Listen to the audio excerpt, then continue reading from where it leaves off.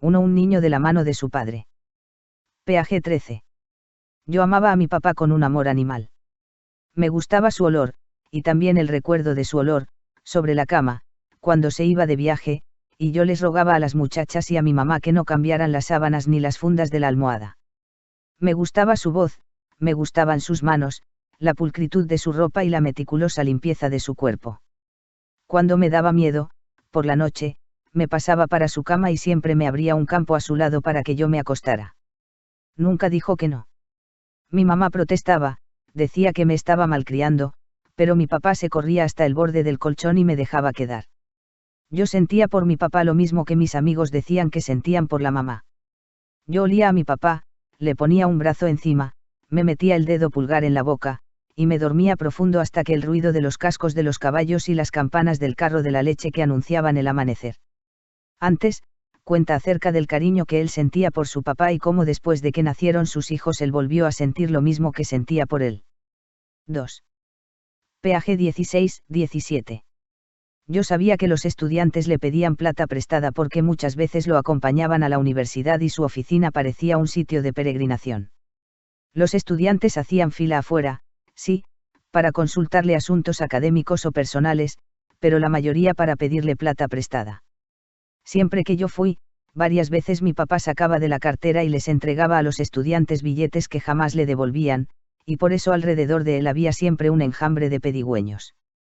Antes, nos habla de él porque su papá nunca tenía plata en la cartera, y cómo fue que el mayordomo de la finca se aprovechó de él y gracias a esto contrataron a los papás de Teresa, una de las muchachas del servicio. Después, nos dice cómo el papá pensaba que esos muchachos que le pedían plata ni siquiera tenían para el almuerzo. Page 18. Antes de entrar al kinder, a mí no me gustaba quedarme todos los días en la casa con Sol y con la monja. Cuando se me acababan los juegos de niño solitario, fantasías en el suelo, con castillos y soldados, lo más entretenido que se le ocurría hacer a la hermanita Josefa, fuera de rezar, era salir al patio de la casa a mirar los colibríes que chupan las flores, o dar paseos por el barrio en el cochecito donde sentaba a mi hermana, que se dormía en el acto, y donde me llevaba a mí, de pie sobre las varillas de atrás, si me cansaba de caminar, mientras la monja empujaba el coche por las aceras. Como esa rutina diaria me aburría, entonces yo le pedía a mi papá que me llevara a la oficina. Antes, no hay. Después, cuenta lo que hacía si el papá no lo podía llevar a la universidad, o si lo llevaba como él le rogaba para que entraran a la morgue para poder conocer a un muerto. Page 23. Durante un tiempo evité esos saludos tan efusivos si había extraños por ahí, pues me daba pena y no quería que se burlaran de mí. Lo malo era que, aun si estaba acompañado, ese saludo a mí me hacía falta, me daba seguridad, así que al cabo de algún tiempo de fingimiento, resolví dejar que me volviera a saludar igual que siempre, aunque mis compañeros se rieran y dijeran lo que les diera la gana. Al fin y al cabo ese saludo cariñoso era una cosa de él, no mía, y yo lo único que hacía era dejarlo hacer. Pero no todo fue burla entre mis compañeros. Recuerdo que una vez, ya casi al final de la adolescencia, un amigo me confesó: hombre, siempre me ha dado envidia de un papá así. El mío no me ha dado un beso en toda la vida. Antes, cuenta cómo sus amigos y compañeros se le burlaban por los saludos tan efusivos que le daba el papá. Después, nos habla de cómo su papá en un libro llamado Manual de Tolerancia, escribe que es bueno mimar a los hijos para que después su bondad se vuelva felicidad y cómo el autor lo cree y lo imita. Page 32. Destetarme de la casa fue un proceso larguísimo. A los 28 años, cuando mataron a mi papá, yo todavía recibía de vez en cuando aportes de él, o de mi mamá, y eso que ya llevaba 5 años viviendo con mi primera esposa, y tenía una hija que ya daba sus primeros pasos. Cuando, a los 23 años, me fui detrás de mi novia italiana, Bárbara, a estudiar Turín, le escribí a mi papá una carta preocupada por el hecho de que todavía tuviera que mantenerme. Aún conservo su respuesta, fechada el 30 de junio de 1982, yo me había ido para Europa 15 días antes, que dice así: tu preocupación por la dependencia económica prolongada me recordó mis clases de antropología, en donde he aprendido que mientras más avanzada es una especie animal, más largo es su periodo de niñez y adolescencia. Y creo que nuestra especie familiar es bastante avanzada en todo sentido. Yo también dependí hasta los 20 años, pero nunca tuve preocupación por ello, para hablarte francamente. Puedes estar seguro de que mientras continúes estudiando y trabajando como tú lo haces, para nosotros tu dependencia no será una carga sino una agradabilísima obligación que asumimos con muchísimo gusto y orgullo. Antes, habla de cómo un día el bus del colegio lo dejó y él, para no entrar a su casa pues sabía que lo iban a regañar, se fue él solo hasta el centro, y cómo por esta responsabilidad casi es atropellado. También nos habla de cómo al llegar a su casa, ya se habían enterado, la mamá le dio un largo regaño. Después, no hay. Peaje 39. El abuelito resoplaba indignado, y me decía una verdad que tengo que aceptar y que toda la vida ha sido uno de mis peores defectos, malagradecido. Pero mi papá no le daba la razón sino que soltaba una carcajada feliz, me cogía de la mano y nos íbamos muy contentos para la casa, a leer en la biblioteca, o me llevaba el múltiple a comer un helado de vainilla con pasas para que se te olvide el sabor de la mazamorra. Después, al llegar a la casa, les contaba a mis hermanas mi gesto con el abuelito, y movía la mano tiesa de un lado a otro, riéndose a carcajadas de la cara de indignación que había puesto don Antonio. En mi casa nunca me obligaron a comerme nada y hoy en día como de todo. Menos mazamorra. Antes, como eran los viajes con su abuelo a la finca, como él en vez de sentir mamitis sentía era papitis, también nos cuenta de cómo en vez de preguntarle al abuelo que cómo se había portado le preguntaba a él que cómo se había portado el abuelito. Después, no hay. Un médico contra el dolor y el fanatismo. Peaje 45, 46. Quizá el artículo más importante que se publicó en el U-235 fue uno que apareció en el primer número del periódico. Estaba firmado por el mayor, y quizás el único filósofo que ha tenido nuestra región, Fernando González. Mi papá contaba que desde muy joven había leído a pensadores de otra parte, y que escondía sus libros debajo del colchón de la cama pues una vez que mi abuela lo había visto leyéndolos se los había tirado a la basura.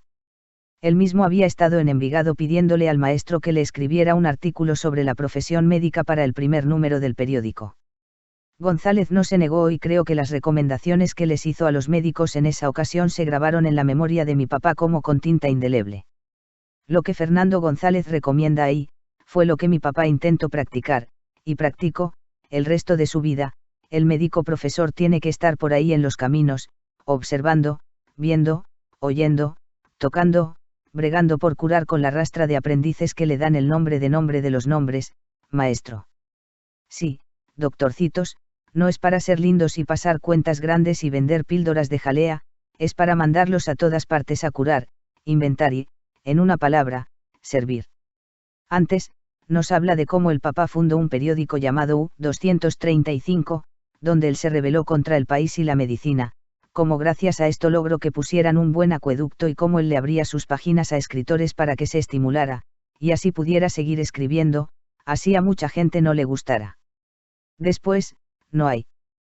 Peaje 49. Y no solo algunos médicos lo odiaban. En general, su manera de trabajar no era bien vista en la ciudad. Sus colegas decían que para hacer lo que hace este médico no se necesita diploma, pues para ellos la medicina no era otra cosa que tratar enfermos en sus consultas privadas. A los más ricos les parecía que, con su manía de la igualdad y la conciencia social, estaba organizando a los pobres para que hicieran la revolución. Cuando iba a las veredas y hablaba con los campesinos para que hicieran obras por acción comunal, les hablaba demasiado de derechos, y muy poco de deberes, decían sus críticos de la ciudad. Antes, nos habla de cómo el papá desde joven empezó su lucha, ya que consiguió que pasteurizaran la leche antes de que fuera vendida, y el por qué desde antes de que graduara ya muchos médicos lo odiaban por lo que colocó en su tesis. Después, como algunas personas pensaban que este médico que era personajes que él nunca había leído, pero para saber bien de qué lo acusaban decidió leerlo. Peaje 54. Cuando mi mamá oyó por radios el comunicado en la hora católica, empezó a temblar, con una mezcla de rabia y de temor. De inmediato cogió el teléfono para llamar a su tío para preguntarle por qué había firmado ese ataque tan duro e injusto contra su marido. Tío Joaquín no tenía ni la más remota idea de lo que había firmado. Aunque nunca estaba de acuerdo con lo que mi papá decía o escribía, pues él era un obispo de los chapados a la antigua, y muy intransigente en todas las materias, prohibía películas porque se veía un tobillo, y vetaba, so pena de excomunión, la visita a la ciudad de actrices y cantantes.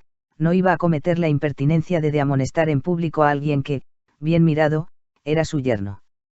Antes, cuenta cómo eran las misas con el arzobispo, pues este poco fue perdiendo la memoria y volvía, y cómo algunos feligreses sufrían por él y cómo otros al contrario se reían de él. Después, como gracias a ese comunicado el arzobispo se sintió traicionado y presentó su renuncia. Page 56. Mi mamá y la madre Berenice eran buenas amigas. Se decía que la madre hacía milagros. Cuando íbamos al convento, como mi mamá sufría de jaquecas, la madre Berenice le imponía las manos, se las dejaba apoyadas sobre la cabeza durante un rato y al mismo tiempo mi hermana y yo nos quedábamos mirando esa ceremonia, atónitos, desde un rincón de su despacho, con miedo de que saltaran chispas de sus dedos de un momento a otro. Antes, habla de él porque ellos tenían el privilegio que solo los ricos tenían en esa época, que era el de tener a una monja en la casa para que ayudara con los niños. Después, cuenta cómo la mamá fue llamada para dar el testimonio para que a la hermana Berenice le dieran la santidad. También cuenta que después de la muerte de la hermana Berenice él y su hermana Sol y la ponían a cantar en la capilla. Page 60. En un escritorio metálico, mi mamá se encargaba de hacer a mano las cuentas del edificio, con un lápiz amarillo bien afilado, sobre un inmenso libro de contabilidad de tapas duras y verdes. También tenía que hacer las actas de las reuniones de la junta del edificio, en un estilo anticuado que le había enseñado tío Luis, el hermano del arzobispo, que había sido secretario de perpetuo de la Academia de la Historia. Antes, como a veces la mamá también lo llevaba a la oficina, el edificio quedaba y aún queda en el centro. La oficina de la mamá estaba metida en el cuarto de los útiles de aseo. Después, nos habla de cómo eran las actas que ella realizaba. Page 66. El propósito de la gran misión era extender el culto de la Virgen de Fátima por América Latina y recordar a las masas la bondad de la resignación cristiana, pues al fin y al cabo Dios premiaría a los bienaventurados pobres en el más allá, por lo que no era urgente perseguir el bienestar en el más acá. Al lado de la Virgen venía todo un plan vigoroso para defender las verdades eternas de la fe católica y revivir los valores morales de la única religión verdadera. Antes, nos cuenta que era la Virgen de Fátima para los españoles y lo que había sucedido después de su aparición en Portugal, y cuáles eran los supuestos secretos que había revelado. Después, cómo esto era también un acto para reconquistar la fe y cómo era que eso lo intentaban conseguir. Guerras de la religión y antídoto ilustrado. Page 75. A raíz de estas muertes, pero sobre todo después del crimen de uno de sus cuñados, el esposo de la tía Inés, Olmedo Mora, que se mató mientras huía de los pájaros del Partido Conservador. Mi papá y el abuelo resolvieron que había que abandonar Sevilla y refugiarse en Medellín, donde la ola de violencia era menos aguda. Don Antonio tuvo que malvender lo que había amasado en más de 20 años de trabajo y volver a Antioquia a empezar de nuevo con más de 50 años de edad. Antes, como el papá al regresar comienza a trabajar en el Ministerio de Salud, y como tuvo la idea de poner a todos los recién graduados a ir a un sitio rural para que ayudaran. Después, como el papá por todas las matanzas del Partido Conservador, decide renunciar pues ya que él no quería de ser cómplice de todo eso. Page 84, 85. Al atardecer, luego de esos interminables y aburridos días de colegio, con profesores mediocres, salvo un par de excepciones, yo volvía, después de un larguísimo recorrido en el bus, desde la Sabaneta hasta Laureles, en extremos opuestos del Valle de Aburrá, al universo femenino de mi casa llena de mujeres. Allí también el sexo estaba oculto o negado, y hasta tal punto que, cuando éramos más pequeños y nos bañaban a todos juntos, para ahorrar agua caliente, en la bañera que había en el cuarto del Dr. Saunders, por idea de la hermana Josefa, a mis hermanas les permitían desnudarse y mostrar sus curiosa rajadura en forma de ranura de alcancía entre las piernas, pero a mí no se me permitía quitarme los calzoncillos, por esa rara trinidad, única en la familia, que me brotaba en la mitad del cuerpo. Antes, como él pensaba que el padre Monseñor Escribae deleitaba los días que los estudiantes se confesaban. Después, como el papá les explicaba con dibujos a sus hermanas la manera de cómo se hacían los hijos, y cómo gracias a esto por las noches se restablecía el equilibrio de la casa y sobre todo de él. Page 87. Una tarde, después de pedir cita con el rector, fuimos juntos allá para solicitar un cupo. Recuerdo que el rector, el padre Jorge Hoyos, después de obligarnos a una antesala mucho más larga de lo necesario pues era evidente que estaba solo, como acostumbran a hacer los gerentes de todas las compañías, nos acogió con una frialdad y una distancia que imponía un respeto reverencial. Nos recibió ya de pie, como aquel personaje del Gato Pardo, y sin ningún preámbulo, tratándola de usted, empezó a interrogarla, sin contestar siquiera el saludo. Antes, explica dónde terminan estudiando sus hermanas y cómo él terminó los primeros cursos de primaria en la escuela del barrio. Después, como la mamá estaba tan segura de que su hijo iba a tener un cupo en ese colegio, por el simple hecho de conocía al rector, y cómo después terminó por irse gracias al trato que le dio y a las insinuaciones que hizo. Peaje 90. Así fue como terminé estudiando en el gimnasio Los Alcázares, establecimiento asesorado espiritualmente por el Opus Dei, así decían, donde me recibieron de inmediato gracias a la influencia de mi tío Javier, cura de la obra, y pasando por alto esta vez, la ideología perniciosa de mi papá. Para mí ese colegio tenía una ventaja adicional, y era que dos primos míos estudiaban allá, Jaime Andrés y Bernardo, ambos de mi misma edad, y eso me hacía confiar en que sería más fácil la experiencia de nuevo, que implicaba siempre un peaje de tormentos y burlas en cualquier colegio. Tal vez yo insistí en que me metieran ahí, y a lo mejor por eso mi papá no opuso resistencia. Antes, no hay. Después, como para él se le hizo raro que su papá no pusiera resistencia, ya que en las reuniones familiares que se realizaban él y el tío Luis se la pasaban peleando por motivos religiosos. Viajes al Oriente. Peaje 98. Para esquivar el temporal, como los aviadores que rodean un cumulus nimbus en forma de yunque, y retornan un poco más adelante a la ruta establecida, rodeando la tormenta, mi papá, que en los primeros años de su experiencia como médico había trabajado en Washington, Lima, México como consultor de la Organización Mundial de la Salud, pudo conseguir algunas consultorías médicas internacionales, primero en Indonesia y Singapur, después en Malasia y Filipinas, y para hacerlas pidió varias licencias. Las directivas de la universidad, felices de deshacerse, así fuera temporalmente, del dolor de cabeza personificado en ese médico revoltoso, se las concedieron de inmediato. Antes, cómo fue la respuesta por la respuesta a una carta que le envió al decano y cómo después la respuesta ya no era del decano sino del consejo directivo de la universidad. Después, como después de estos viajes no eran suficientes, y cómo al volver sus alumnos lo recibían con piedras en las manos. Peaje 101. El problema era que cuando él se ausentaba durante meses, yo caía, indefenso, en el oscuro catolicismo de la familia de mi mamá.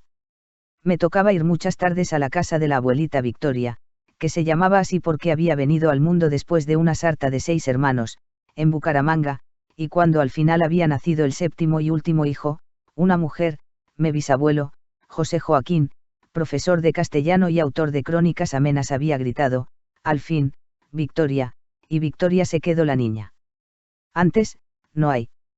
Después, como la abuela por ser la séptima y única mujer de su casa, tenía por delante a todo un montón de hermanos devotos, hasta terminó siendo la hermana del arzobispo Joaquín y la hermana del monseñor Luis García, y así fue con todos. Peaje 111. Recuerdo cuando mi papá volvía después de esos de lo que para mí eran viajes de años en Indonesia o Filipinas, después supe que en total habrían sido 15 o 20 meses de orfandad, repartida en varias etapas, la honda sensación que tenía, en el aeropuerto, antes de volverlo a ver. Era una sensación de miedo mezclada con una euforia. Era como la agitación que se siente antes de ver el mar, cuando uno huele en el aire que está cerca, y hasta oye los rugidos de las olas a lo lejos, pero no lo vislumbra todavía, solo lo intuye, lo presiente y lo imagina. Me veo en el balcón del aeropuerto Olaya Herrera, una gran terraza con mirador sobre la pista, mis rodillas metidas entre los barrotes, mis brazos casi tocando las alas de los aviones, y el anuncio por los parlantes, avión HK-2142, proveniente de Panamá, próximo a aterrizar, y el rugido lejano de los motores, la vista del aluminio iluminado que se acercaba entre destellos solares, denso, pesado, majestuoso, por un costado del cerro Nutibara, rozando la cima con una cercanía de tragedia y de vértigo. Antes, como eran las novenas en la casa de su abuela y cómo todas las oraciones tenían el mismo ritmo y cómo todo el tiempo era la misma oración, una y otra vez. Después, como era que él veía que el avión frenaba, apagaba sus 4 motores de hélice, como lentamente giraba y después de más cosas por fin aparecía su papá. Años felices. Peaje 121, 122. Para mi mamá no había más que un sitio para vivir, Colombia, y solo un buen partero, el doctor Jorge Henao Posada, porque la única vez que la había atendido otro ginecólogo, en Washington, cuando nació mi hermana mayor, la había dado fiebre puerperal y casi se muere. El doctor Henao Posada, mucho antes de las ecografías, tenía el poder mágico de adivinar el sexo de los hijos antes del nacimiento, y cuando aplicaba la trompeta a la barriga de las embarazadas, les decía, muy serio va a ser niño o lo contrario va a ser niña. Antes, como en Washington su mamá solo se preocupaba porque su papá pudiera hacer su vida sin tener que preocuparse por las cosas de la casa. Después, cuenta cómo el doctor Posada, anotaba en su agenda lo contrario que les había dicho a los padres y cómo después la mamá del autor se da cuenta de esto pero aún así queda callada. PAG 124-125. Sin decirme una sola palabra, sin obligarme a leer y sin echarme el sermón de Losana para el espíritu que podía ser la música clásica, yo entendí, solo mirándolo, viéndole los efectos benéficos de la música y de la lectura, que en la vida todos podíamos recibir un gran regalo, no muy caro y más o menos al alcance de la mano, los libros y los discos. Ese señor oscuro y malhumorado que había llegado de la calle con la cabeza cargada de las malas influencias y las tragedias y las injusticias de la realidad, había recuperado su mejor semblante, y la alegría, de las manos de los buenos poetas, de los grandes pensadores y de los grandes músicos. Antes, como podía llegar el papá de la universidad, podía llegar de buen genio o de mal genio, pero él era una persona que casi siempre estaba feliz, y cuando llegaba de mal genio lo que hacía era encerrarse en la biblioteca hasta que se calmara para así evitar gritarnos. Después, no hay. PAG 129. Para no caer en la nostalgia dulzona ni en el resentimiento que todo lo tiñe de desolación, basta decir que en Cartagena pasábamos un mes entero de felicidad, y yo a veces hasta mes y medio, o más, haciendo paseos en la lancha del tío Rafa, que se llamaba La Fiorella, en la cual nos llevaban hasta Boca Chica a recoger conchitas y a comer pesado frito con patacón y yuca, y a las Islas del Rosario, donde probé la langosta, o a la playa de Boca Grande y a la piscina del Hotel Caribe, a pie, hasta quedar bronceados con un dulce dolor de leve quemadura que al cabo de unos días se descascaraban y se volvían pecosos para siempre, o a jugar fútbol con mis primos, en el parquecito que había frente a la iglesia de Boca Grande, o tenis en el Club Cartagena o pon en la casa de ellos, o haciendo carreras de bicicleta, o duchándonos en los aguaceros sin nombre de la costa. O aprovechando la lluvia y el sopor de la siesta para leer la obra completa de Agatha Christie o los novelones fascinantes de Ayn Rand. Recuerdo que para mí las hazañas del arquitecto protagonista de El Manantial se confundía con las de mi tío, Rafael Cepeda, o las sagas interminables de Peral Sambach en una de las hamacas frescas que se ponían a la sombra en la terraza de la casa, con vista al mar, bebiendo cola román, comiendo empanadas chinas los domingos, arroz con coco y pargo rojo los lunes, kibe sirio, libaneses los miércoles, punta de anca los viernes y, lo mejor, arepa de huevo los sábados por la mañana, recién traídas y humeantes de un pueblo cercano, Turbaco, donde tenían la mejor receta. Antes, como en Cartagena pasaron todo un mes de felicidad, y como el sentimiento cuando de nuevo vuelve se vuelve a recordar este mes. Después, dónde y cómo estaba diseñada la casa de su tío Rafa, y cómo en la casa de él siempre había música clásica a todo volumen. PAG 134. Yo me vestí muy feliz, como si fuera un programa alegre, pues desde hacía mucho le había pedido que me introdujera en ese mundo de lo que ya no existe. Nos fuimos solos y desde que entramos a la morgue de El Pedregal, al lado del cementerio universal, la cosa no me gustó. La sala estaba llena de cadáveres, pero yo no quise fijar la vista en ninguno de ellos, fuera de que la mayoría estaban cubiertos con sábanas. Olía a sangre, y a carnicería, y a formol, y a podrido. Mi papá me llevó de la mano hasta donde el forense le indicaba que estaba el cuerpo del muchacho que podía ser John. Antes, como después de un episodio de Cartagena el papá decide que lo va a llevar a conocer la morgue, pues lo habían llamado para pedirle que por favor fuera a la morgue para reconocer el cadáver de John Gómez.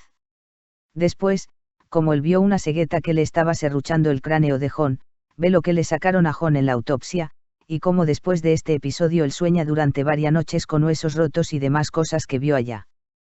PAG 138. Cuando más tarde llegamos a la casa, nos fuimos los tres a la biblioteca, y mientras yo intentaba entender las reglas del fútbol americano, que ni esa vez ni nunca pude comprender, mi papá empezó a leer en voz alta a mi hermana el primer cuento de Oscar Wilde que venía en el libro, precisamente El ruiseñor y la rosa. Llevarían una página en la lectura cuando yo ya estaba completamente decepcionado de las incomprensibles reglas del fútbol americano, y oyendo con disimulo la maravillosa historia de Wilde, hasta que al final, cuando el pájaro muere traspasado por la espinal del rosal, yo mismo cerré mi libro y me acerqué a ellos, humilde y arrepentido. Antes, como el papá los lleva a él y su hermana sola a la biblioteca y les dice a cada uno que escojan un libro, Sol desde el comienzo ya sabía qué libro escoger, pero él no acepte la sugerencia del papá y cogió otro libro. Después, cuenta cómo se sintió después de que el papá terminó de leer el cuento, pues él no quiso hacer caso a su opinión. Page 143. Con mi papá yo podía hablar de todas estas materias íntimas, y consultárselas directamente, porque siempre me oía sin escandalizarse, tranquilo, y me contestaba con un tono entre amoroso y didáctico, nunca de censura. En la mitad de mi adolescencia, en el colegio de solo varones donde yo estudiaba, me ocurrió algo que me pareció muy extraño, y que llegó a atormentarme durante años.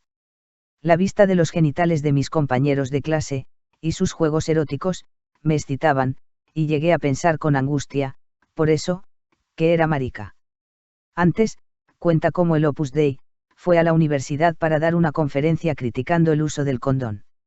Después, como le cuenta al papá porque pensó durante un tiempo que era marica, y como el papá muy tranquilamente le respondió. La muerte de Marta. Page 147. El día del caballo había llegado a la finca, sin embargo, yo recibí, o, mejor dicho, no supe recibir un mensaje de la vida, o de la sabiduría que deberían darnos la experiencia, y casi nunca nos da, que debió haberme puesto sobre aviso de la amenazada de desdicha que está en todo momento la felicidad. Mi papá me lo tenía de sorpresa y ese sábado al mediodía, al llegar a Llano Grande, en el quiebrapatas de la finca, paró el carro y señaló hacia el potrero, mira, ahí está lo que querías, el caballo. A mí el corazón me dio un brinco de felicidad en el pecho. A fin iba a poder tener lo que más me gustaba de la finca del abuelo, los paseos a caballo, sin tener que someterme a la desgracia de separarme de mi papá por las noches. Entonces salté del carro, del viejo Plymouth azul celeste, abrí la portezuela a toda velocidad, brinqué al suelo, y tiré la puerta con todas mis fuerzas para poder correr hacia donde estaba el caballo. Me precipité tanto que dejé 2 dedos expuestos y yo mismo me los machuqué con la puerta. Sentí un dolor lacerante. La alegría y el gozo se convirtieron en una horrible tortura. Una uña saltó y los dedos se pusieron morados de sangre. La risa de alegría se mezcló con el llanto, y solo pude ir a conocer a amigo un buen rato después, con los dedos metidos en un platón con hielo para bajar el dolor y la hinchazón. Antes, como eran de felices pues nadie de la familia había muerto, y el papá le había comprado un caballo al autor gracias a que últimamente todo había estado en calma. Después, como fue que conoció a su caballo amigo entre el dolor del machucón y la felicidad de conocerlo. Page 151. Marta Cecilia para mi mamá, Tache para mi papá, Marta para nosotros los hermanos, era la estrella de la familia. Desde chiquita se había visto que no había entre todos nosotros ninguna más alegre ni más inteligente ni más vital, y les juro que había competencia, y muy dura, con las otras hermanas. Empezó, a los 5 años, tocando violín, e iba de tarde en tarde al conservatorio donde un profesor checo, Josef Mazza, un extraordinario violinista que había llegado a ser conciertos de la Ópera de Friburgo, quien decía que llevaba años sin ver tanto talento como el que veía en Marta. Antes, no hay. Después, como Mazza tocó con la banda de la universidad los domingos en el Parque de Bolívar, y tocaba ahí todo lo que más podía con los recursos de la universidad, los cuales no eran muchos, y como después de todo su éxito termina alcoholizado y viviendo en las calles, de donde sus alumnos lo recogían al amanecer. Page 158. En Washington estaba el hospital que más había experimentado con nuevos tratamientos contra el cáncer tenebroso, el melanoma. Mi papá y mi mamá vendieron cosas, el carro de mi papá y la primera oficina que mi mamá había comprado, en el edificio La Ceiba, con sus ahorros de años, para poder disponer de fondos para el tratamiento. Varias parejas de amigos, Jorge Fernández y Marta Hernández, Fabio Ortega y Mabel Escobar, don Emilio Pérez y mi cuñado Fernando Vélez, les entregaron miles de dólares en efectivo, como préstamo, sin fecha de devolución, o como un regalo, y mi papá y mi mamá los recibieron con lágrimas en los ojos. Cuando volvieron de Estados Unidos, mi papá y mi mamá devolvieron los préstamos intactos, pero llevarlos en la cartera les daba seguridad. Estaban dispuestos a vender la casa, la finca, todo lo que teníamos, si el tratamiento de Marta era posible dependía del pago, porque así era, y es, la medicina de allá, mejor para los que tengan más plata disponible. Pero no había plata para comprar la salud en ese cáncer. Había esperanzas vagas, con una droga nueva, en los primeros estados de experimentación, y se la empezaron a dar en el hospital. Antes, no hay. Después, cuenta a dónde llegaron la mamá, el papá y Marta a Washington, cuando se fueron para que le hicieran el tratamiento para ver si se podía curar de su cáncer. Nos cuenta además el por qué ellos no estaban cuando su amigo Edgar fue a recogerlos al aeropuerto. Peaje 170. El día de su muerte, en el cuarto, estaban, además de mi papá y mi mamá, la tía Inés, Hernán Darío, el novio carnal, que ese día se había peluqueado, y Marta siempre decía que los hombres recién mutilados traían mala suerte, y el doctor Jaime Borrero, que durante 6 meses fue a verla todos los días, sin cobrar un centavo, sin hacer otra cosa que intentar atenuar su sufrimiento, y los nuestros.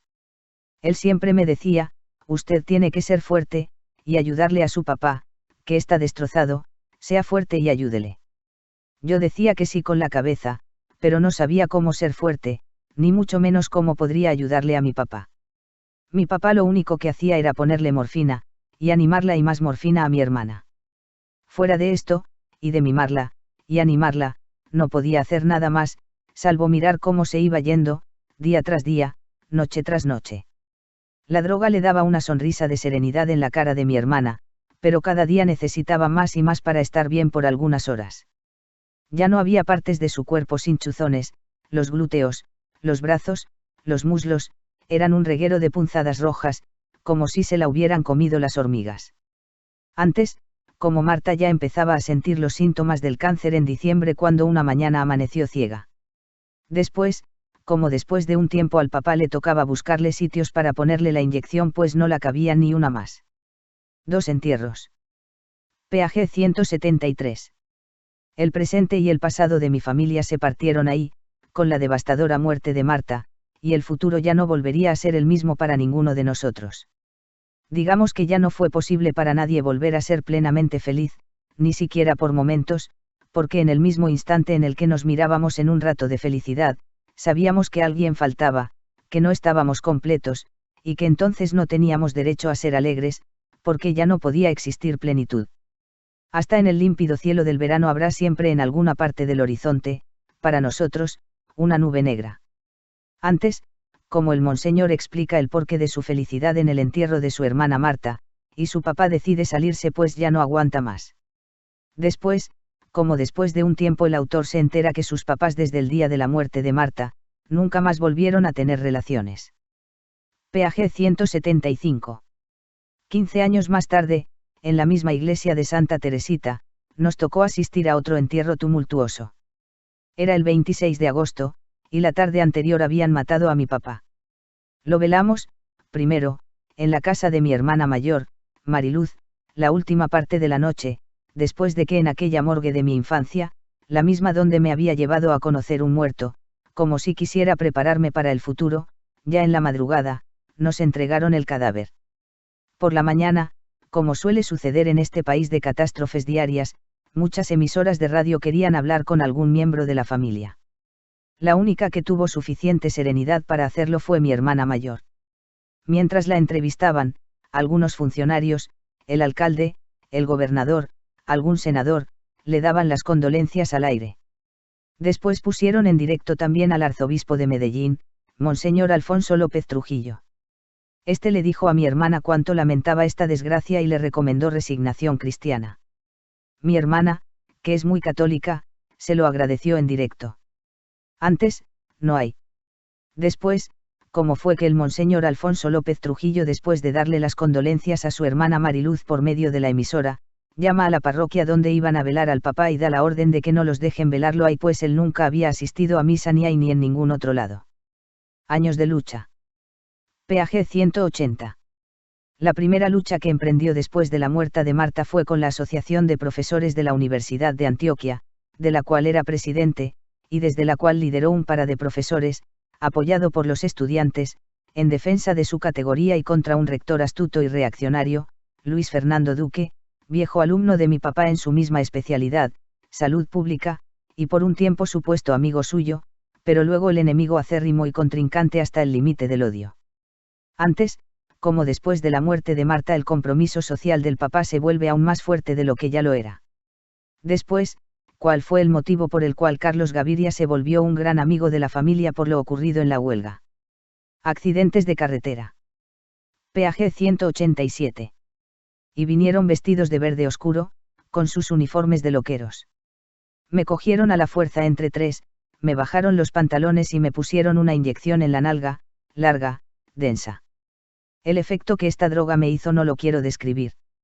Veía a doña Betsabe, veía su sangre, veía mis manos ensangrentadas, veía sus huesos triturados, veía mi locura, todas las imágenes al mismo tiempo, sin poder concentrarme en nada, la memoria invadida de recuerdos inconexos, de imágenes terribles que no duraban nada porque otra llegaba a sucederla. No sé cuánto tiempo duró. Creo que me dormí. Por la mañana, al despertarme, me dije, tengo que ser un paciente ejemplar. Voy a estar muy tranquilo y tengo que intentar que me dejen llamar. Antes, cuanto de cómo termino encerrado en un manicomio, con tal de tener que ir a la cárcel por haber atropellado a una señora, sin querer. Después, como después de que despertó de la inyección se da cuenta de que si seguía metido en ese manicomio en realidad sí se iba a volver loco. Peaje 190. A principios de 1978 nos fuimos, mi papá y yo, para Ciudad de México. El presidente López Michelsen, por solicitud de la embajadora, María Elena de Crobo, había nombrado a mi papá consejero cultural en la Embajada de México. Yo acababa de cumplir los 19 años y era la primera vez que tenía pasaporte, un pasaporte oficial, y la primera vez que salía del país. Por primera vez tomé un vuelo internacional, por primera vez me dieron una bandejita con comida caliente en un avión. Todo me parecía grande, importante, maravilloso, y el viaje, de 5 horas, me pareció una hazaña. En el Distrito Federal llegamos a vivir, al principio en una colonia Roma, donde nos tendían la cama y nos lavaban la ropa. Antes, no hay. Después, cómo fue su vida mientras vivió con su papá en México, cómo era el tráfico así fuera aéreo se detenía y uno podía pasar horas en esos trancotes y hasta se ponían a leer. También nos cuenta de cómo reencontró con un amigo del papá quien fue el quien lo ayudó a pasar los días mientras estaba en México. Derecho y humano. Peaje 203. 2 años después de su jubilación, por presión de estudiantes y colegas, volvieron a llamarlo de la universidad, aunque solo para dictar algunos seminarios, y él aceptó el encargo con la condición de que pudiera hacer la mayoría de las clases, como siempre había soñado, fuera de las aulas.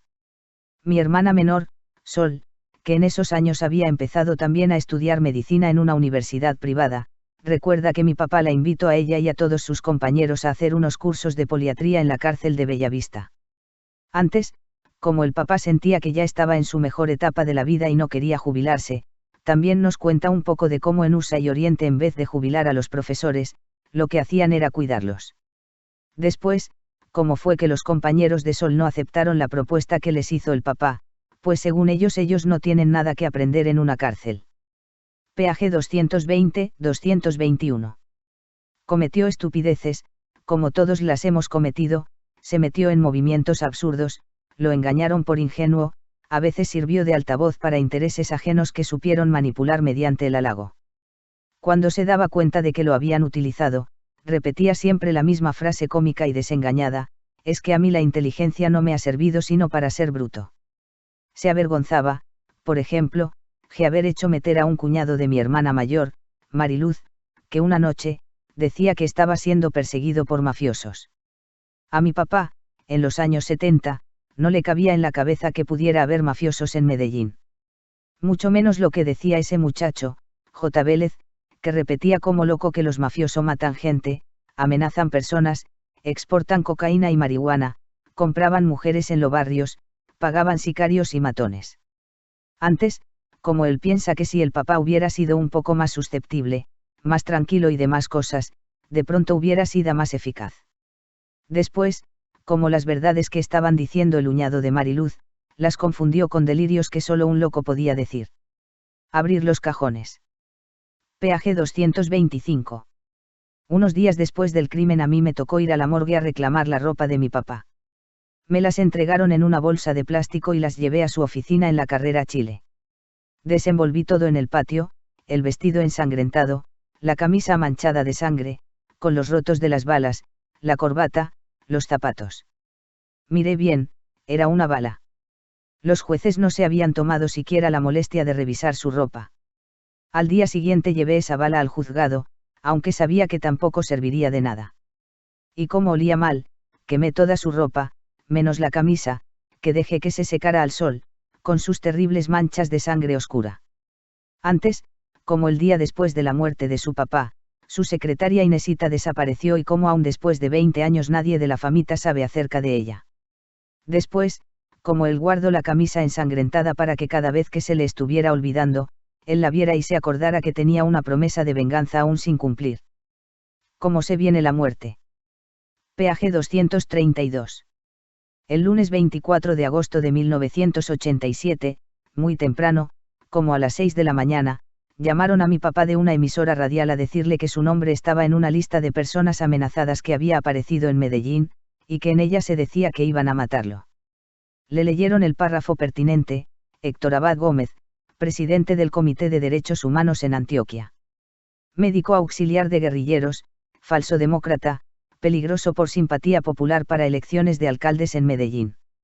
Idiota útil del PCCUP. A mi papá lo entrevistaban al aire y él pidió que le leyeran algunos nombres de la lista. Se los leyeron. Entre ellos estaban el periodista Jorge Child, el ex canciller Alfredo Vázquez Carrizosa, el columnista Alberto Aguirre, el líder político Jaime Pardo Leal, asesinado algunos meses después, la escritora Patricia Lara, el abogado Eduardo Umaña Luna, el cantante Carlos Vives, y muchos otros. Mi papá lo único que dijo fue que se sentía honrado de estar en compañía de personas tan buenas y tan importantes, y que hacían tantas cosas en beneficio del país.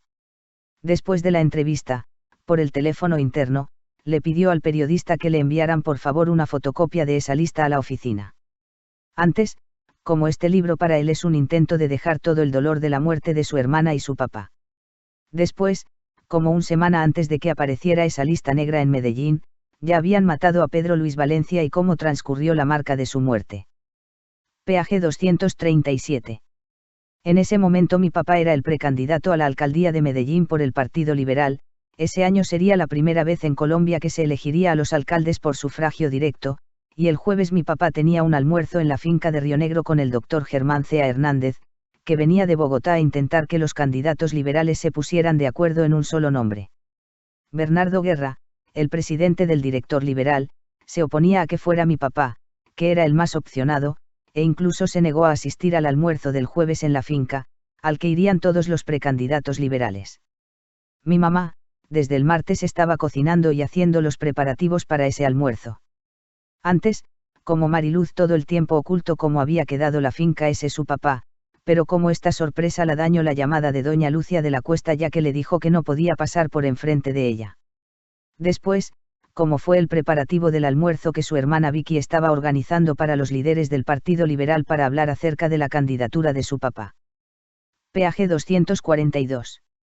Lo que pasó después yo no lo sé, pero lo puedo reconstruir por lo que me contaron algunos testigos, o por lo que leí en el expediente 309 del Juzgado Primero de Instrucción Criminal Ambulantes, por el delito de homicidio y lesiones personales, abierto el 26 de agosto de 1987, y archivado pocos años después, sin sindicados ni detenidos, son claridad alguna, sin ningún resultado. Esta investigación leída ahora, casi 20 años después, más parece un ejercicio de encubrimiento y de intento cómplice para favorecer la impunidad, que una investigación seria. Con decir que a un mes de abierto el caso le dieron vacaciones a la jueza encargada, y que pusieron funcionarios venidos de Bogotá a vigilar de cerca de la investigación, es decir, a evitar que se investigara seriamente. Antes, no hay. Después, por dónde y dónde tocaron la puerta de la Dida, para poder velar el cuerpo de Luis Felipe Vélez, y cómo en esa cámara ardiente en que lo tenían, al salir el papá lo mataron, y cómo el autor se hace la pregunta de que si tal vez su papá ya sabía que en ese mismo instante lo iban a matar. El exilio de los amigos. Peaje 260. A finales de noviembre de 1987, 3 meses después de que mataran a mi papá, a la salida de un acto en el recinto de la Asamblea de Antioquia, mi mamá tuvo la impresión nítida de que me iban a matar y me cubrió con el cuerpo. 2 tipos con mochila caminaban rápidamente hacia nosotros, ella se interpuso y se quedó quieta, mirándolos a los ojos. Los tipos se desviaron. Yo no sé si querían hacer algo, pero a los 2 se nos enfrió la sangre. Esa noche, en el acto de reconstrucción del Comité para la Defensa de los Derechos Humanos de Antioquia hablamos 4 personas, el nuevo presidente, el abogado y teólogo Luis Fernando Vélez, profesor de la universidad, activista del Partido Conservador. Este era un hombre bueno, que había publicado libros de antropología sobre mitos de los indios catíos.